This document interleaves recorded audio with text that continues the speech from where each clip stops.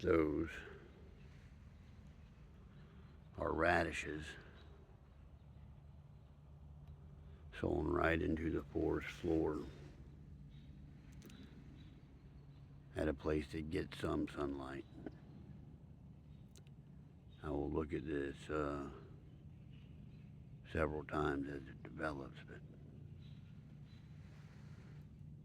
I have pretty high expectations that it's going to perform pretty good. There's already a mycorrhizal relationship in the ground. There is tons of mulch, a very diverse